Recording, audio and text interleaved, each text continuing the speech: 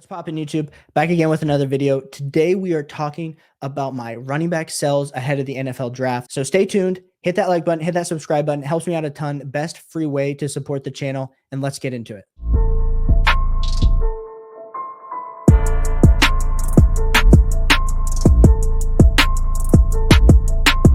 The first guy we're going to talk about is Najee Harris. Najee Harris with the Steelers. We all remember the amazing rookie season. He had his rookie season where, of course, he was drafted by the Pittsburgh Steelers in the first round, put up 17.7 fantasy points per game. That year was amazing. Big Ben, his arm was absolutely terrible. Ran for 1,200 yards, but the key thing to having that type of points per game upside was he got 74 receptions. What happens? Big Ben retires, and last year he still played 17 games each of the last two seasons. But the difference was he only put up 13.2 fantasy points per game, which put him as a running back 19 on a points per game basis.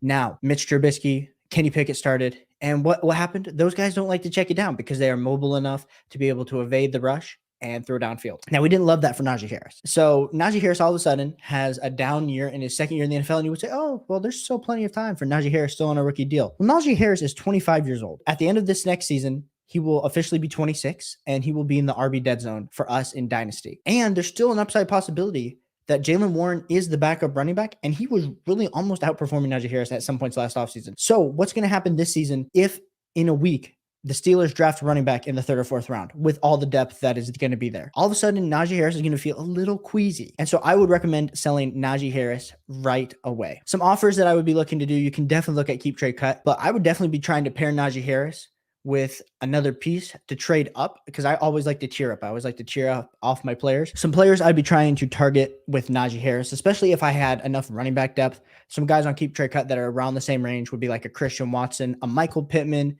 or a Jerry Jeudy. Those would be some wide receivers that have a ton of upside that I would be interested in trading with. Yes, Najee Harris is my number one dynasty running back sell heading into the draft. My number two guy is going to be Alvin Kamara. Now, the Saints have already addressed the running back position by signing Jamal Williams to that 2-year deal. We saw what Jamal Williams did last year with the Detroit Lions. There's no way that he does that with the Saints. Maybe I'm going to be wrong. Alvin Kamara, we remember how he was 3 seasons ago, 25 fantasy points per game, which put him as the RB1 on a fantasy points per game basis. Last year, put up only 14.1 fantasy points per game, which put him as the RB13. Granted, he only played 15 games. He had around the same rushing attempts.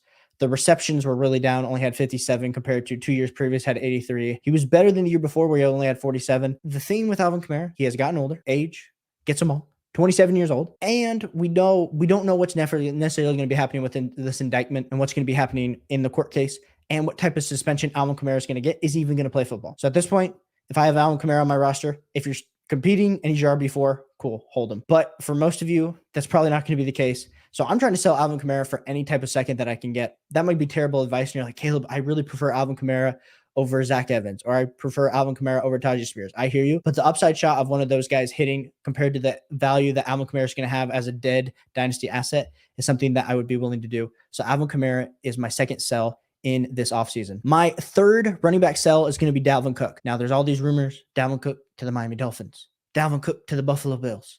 Where is he going to end up? The thing we need to remember about Dalvin Cook, he's not the same damaged goods that Alvin Kamara is, just based on he hasn't done anything bad publicly here recently to get him suspended. But he kind of has had a drop off. That age cliff has hit him. In 2020, averaged 24 fantasy points per game. 2021, averaged 15.9 fantasy points per game. And then last year, averaged only 14 fantasy points per game. Now, there's a lot of reasons that you could look at this and say, well, Caleb, Justin Jefferson took a big step forward. The Minnesota Vikings offense really took a step forward.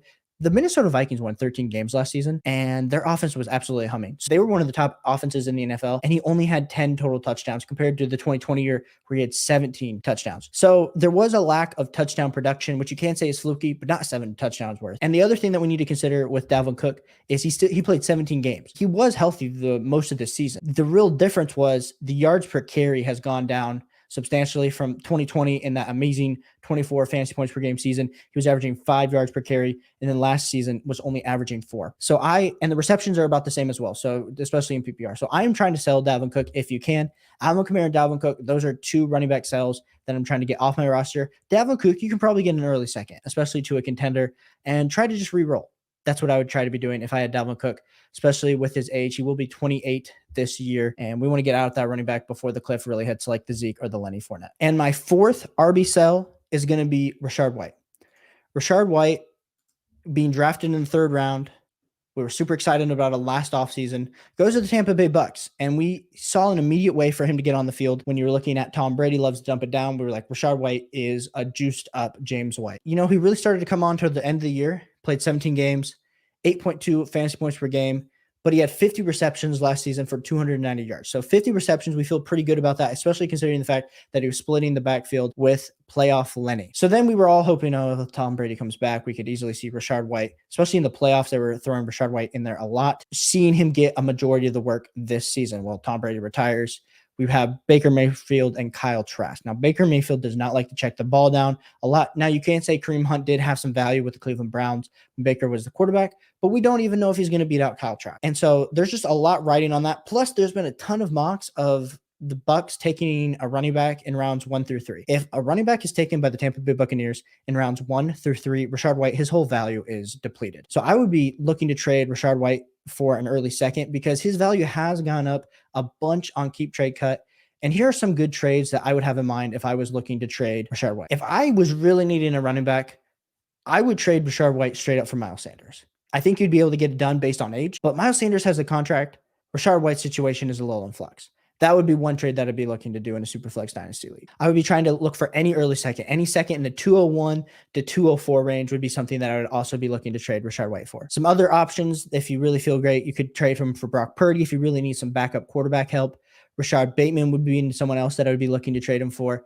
And even if you have to go all the way down the list and you're a contender, like I would try to flip him for DeAndre Hopkins if DeAndre Hopkins gets traded, because to be honest, you're probably looking at a year of good production, even if nothing happens for Rachaad White and DeAndre Hopkins versus Rachaad White in 1 year. I'm taking Hopkins every time. And those were some of my dynasty sells. So make sure you go send out those offers before the NFL draft happens. Appreciate everyone for tuning in here today. Hit that like button, hit that subscribe button. I'll catch you guys soon.